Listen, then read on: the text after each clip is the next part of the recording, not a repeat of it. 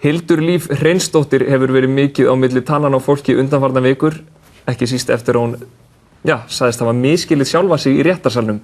Nilli ætlar að byrja þáttinn á því að heimsækja Hildi Líf.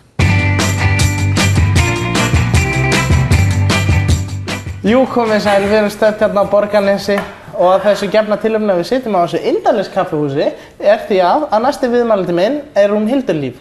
Sæl og blessuð. Hæ. Segðu mér eitt, Hildur Líf, bara svona forvitni spurning. Hver er hinn sanna Hildur Líf? Þannig að segja mér hvað ég að segja frekar. Ég er svo fucking léleg í þessu. Hvar fæddustu til dæmis? Guð minn alveg þurr.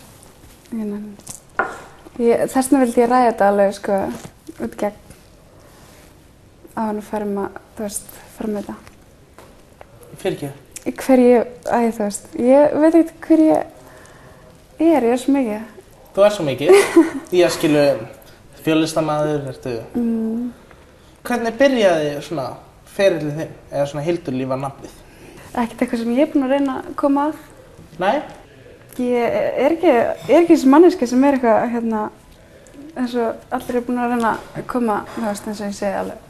Athyglisjúk, fyrirsæta, glamúr, kjaftaði. Nei.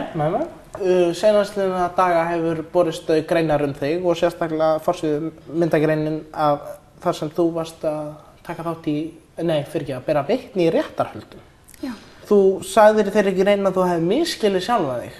Nei, ég sagði við að ég hafi misskilið dómarann.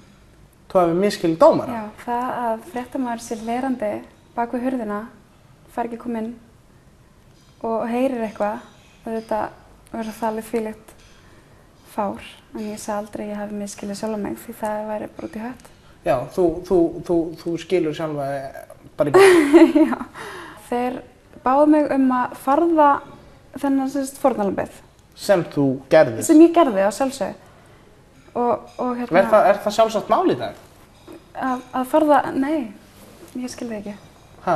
Ég skilði ekki. Er það ráðlegt að þegar svona gróft ofbeldi við verið að ræða, að áverkarnir séu huldir áður en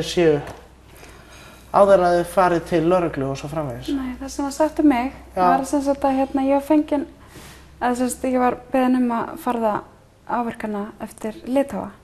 Já. Og ég alveg á sjálfsögðu gerði ég það að hjálpa fórnarlambinu sem ég kannast við lauslega. Já. Sem var sjálfur að tala þessa litháa við mig. Fyrir ekki, fórnarlambið var litháískur? Nei, íslenskur, já, nákvæmlega, ég held það. En ofbeldismennirnir voru litháir? Já, það fekk ég að heyra. Þú sagðir að litháirnir hafi beðið að... Nei. Nei. Ég tala í svona skýrt lágt. Bara hvorugt ég er með slæma heyrn. Já, ok, ég líka. Herðu, og síðan VIP-partíið svokallaða. Þarna, það átti bara að vera gott spaug, var ekki svo? Jú.